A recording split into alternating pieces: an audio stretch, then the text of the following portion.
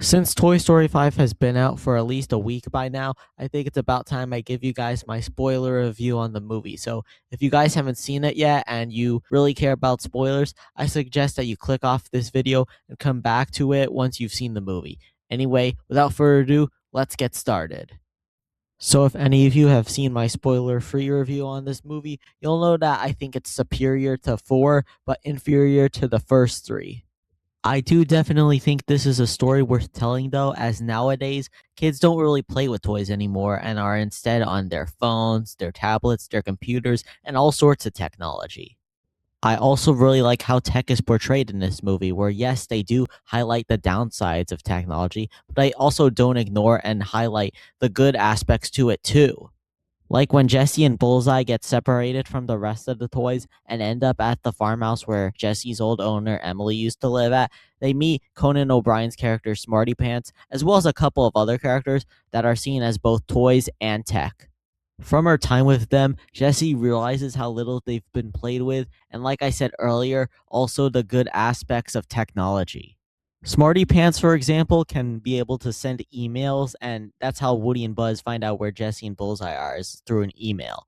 Also, towards the end of the movie, Jessie realizes that Bonnie does need Lily Pad, and so she and the other toys are able to convince her to join them on their plan to get Bonnie and Blaze to become friends. As for the characters, this is really Jessie's movie to shine, which is great and so refreshing. Like, she hasn't had this much focus in a Toy Story movie since Toy Story 2. Her arc of realizing that she can still have an impact on Bonnie's life despite not being around for her anymore fits her character well and was really heartwarming to watch. Also, the scene of Jessie finding out that Emily named her daughter after her really tugged at my heartstrings. The new characters were really good here too. Smarty Pants and his two sidekicks were really funny and likable. I liked their dynamic with Jessie, and they really helped her a lot in this movie. Like a lot of the things that happened in this movie wouldn't have happened without them, like getting Bonnie and Blaze to be friends, tracking down Lilypad, getting Jessie and Bullseye back to Bonnie, and other stuff like that. I thought the stuff they did with the group of high tech Buzz Lightyears was really cool and funny. And even though they're not really relevant for the first half of the movie, they make up for it by making them very useful and integral to the second half. Like, I thought it was really cool and badass when they turned into drones towards the end of the movie. And that post credit scene where they all find kids is really sweet. Then there's Lilypad, and she's a solid character. She's not as good as Stinky Pete and especially Lotso, but she's still better than Gabby Gabby.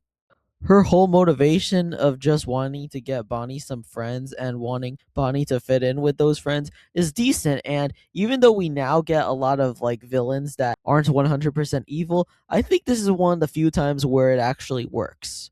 Also, because Bonnie is at the center of her whole motivation and plan, Bonnie is actually involved in the movie quite a bit, which is a nice change of pace compared to previous movies. As for the rest of the main cast of toys, they range from being okay to basically being non existent. Most of them have very few lines and are just stuck in a box for a good chunk of the movie. They got a couple of funny lines, but most of their lines were pretty whatever or just not that funny, in my opinion. Like, I didn't find Forky that funny in this movie, which is odd since I found him funny in the last movie. Speaking of the last movie, characters from 4 do show up, but they don't really say much nor get a lot of screen time. Like Ducky and Bunny not having a single line of dialogue was really disappointing, especially since they were the funniest characters of the last movie. Then there's Buzz, and while he is definitely better here than he ever was in 4, he still is better in the first 3 movies.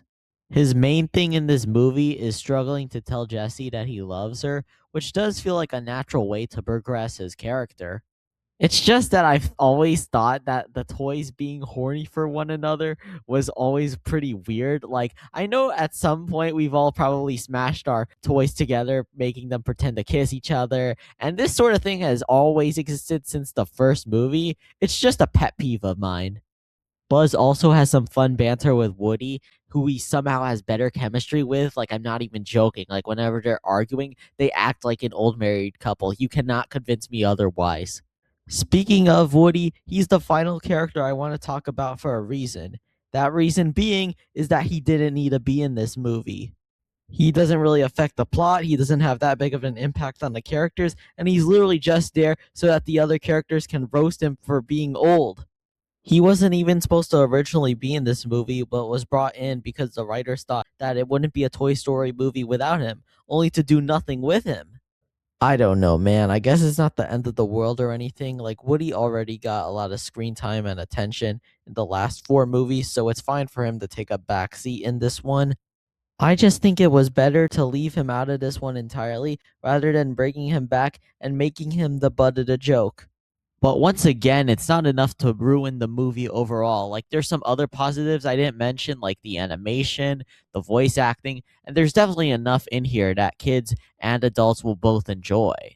I just think it's the way that they handle some characters that holds it back from being one of Pixar's best movies. But yeah, those are my thoughts on Toy Story 5 with spoilers. What do you guys think of the movie? Let me know in the comments down below. Thank you so much for watching this video. If you want to see more content like this, don't forget to follow me on Instagram and subscribe to my YouTube channel, and I will see you all next time.